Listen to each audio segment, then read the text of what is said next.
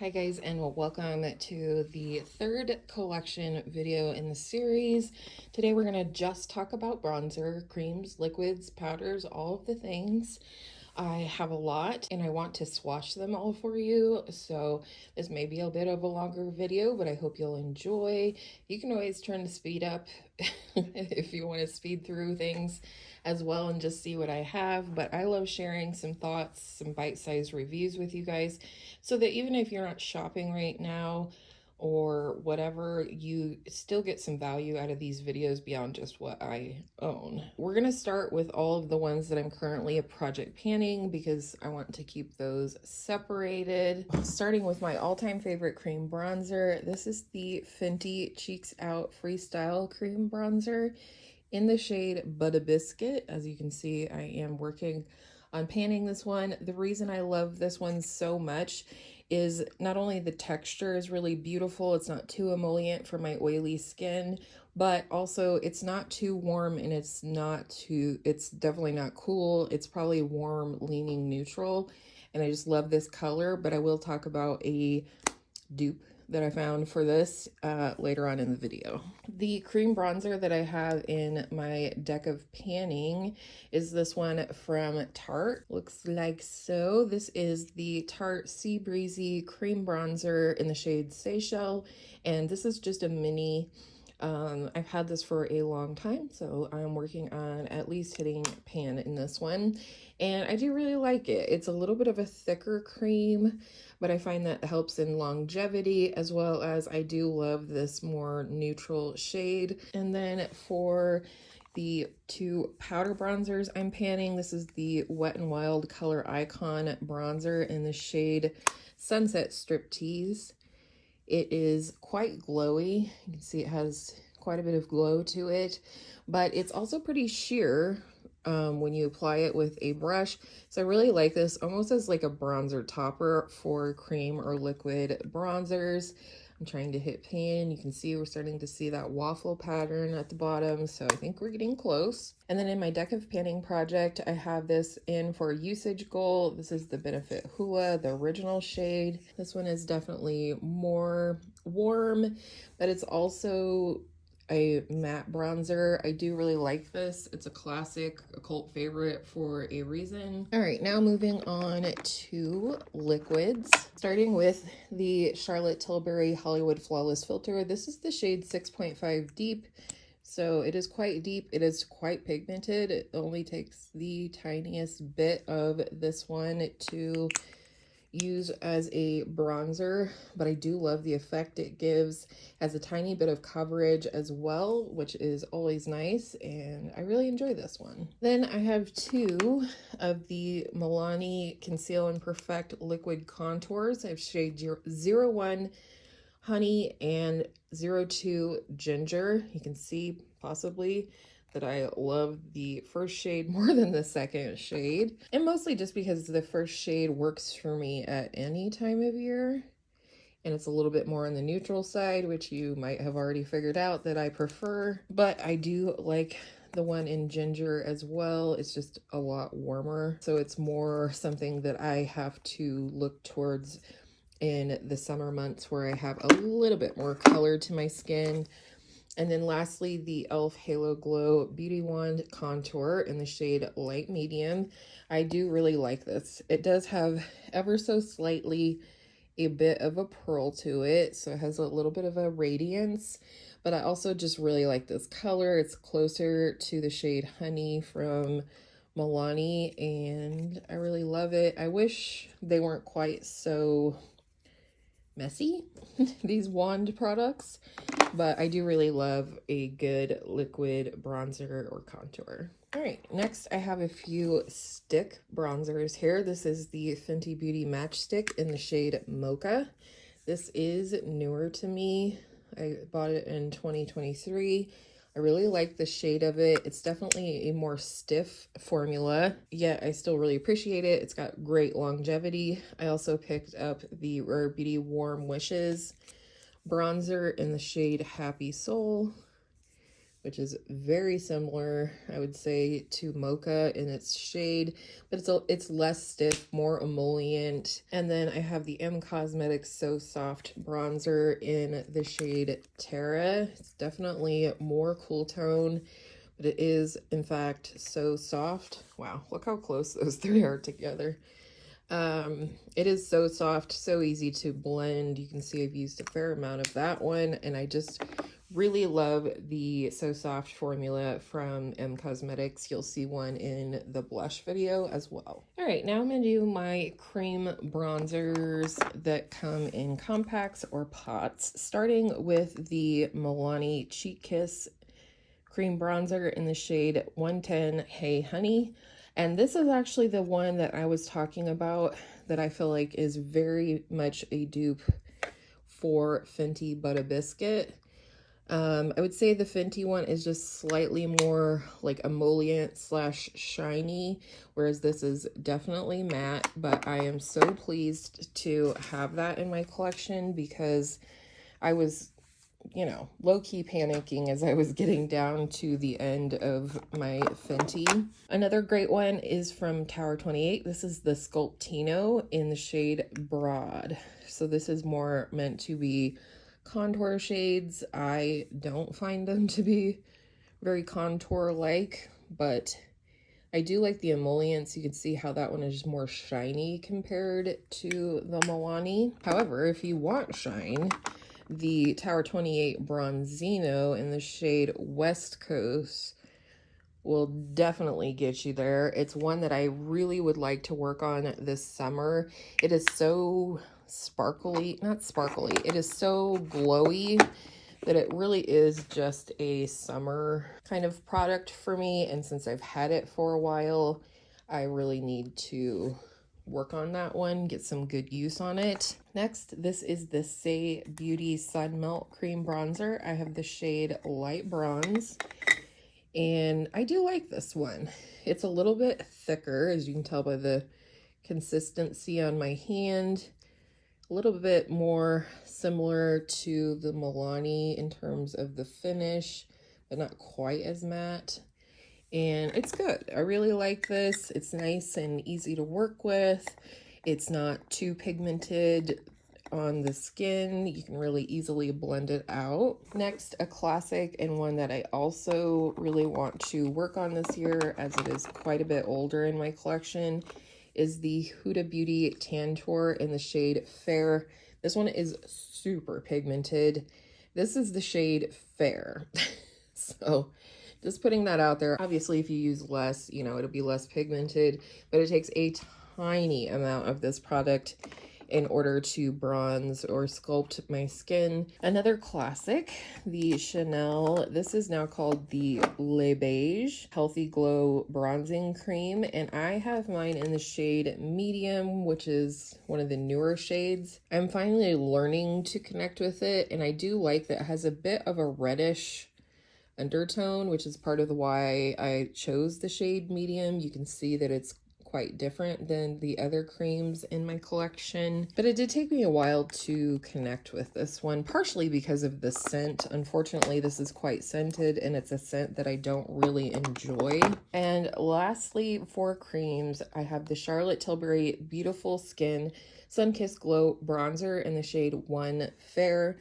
I really love the shade of this. Again, this is a little bit of a thicker product, and it's quite a bit more cool tone, as you can see here, which I love, especially during the colder months when my skin is not so warm. All right, let's talk about these bigger bronzers so I can put them back in their place.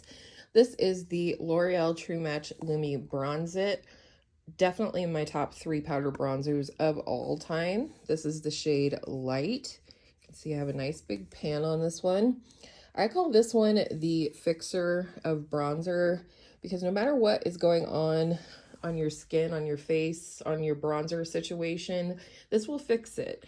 It has a smoothing quality to it as well as a radiance. It's not sparkly, it's not glittery, but it is radiant. And so just a light dusting of this over a patchy matte bronzer, over your cream bronzer that might be patchy or something else, over a bronzer that's a little too warm for me. I love this and I reach for it a ton. We have Charlotte the Tilbury, and this is the Airbrush bronzer. It's a matte bronzing filter, it says, in the shade 2 medium.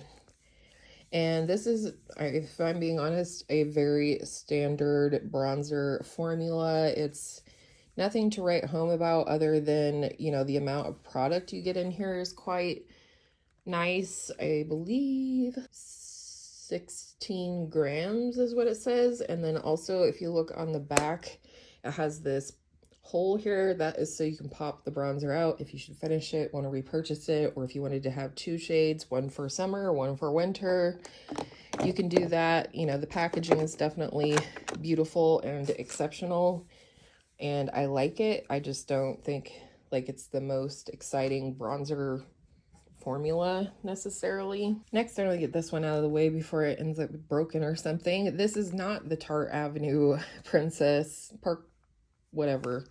This is, I took a bronzer and a ambient lighting powder out of my old Hourglass palette and mixed them together and pressed them into this compact. It's much better now. The bronzer is not too dark or too orange for me anymore, mixed with the powder. And also, you know, once I use this up, I'll have 2 powders more out of that palette. So I'm really excited about this. I'm excited to start using it. Now let's talk about duos here. This is the Juvia's Place Bronzed Light Palette.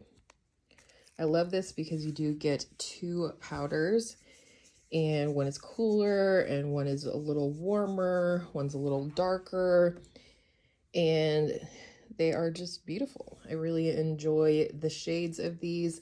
They're just super silky, smooth, and soft. It's a good option, especially if you're looking for bang for your buck, because you get 2 products in one, basically. This is the Jouer Sun Swept Bronzer Duo. This is the medium to deep option, and it's always been a favorite for me. It's for a more radiant bronzer situation.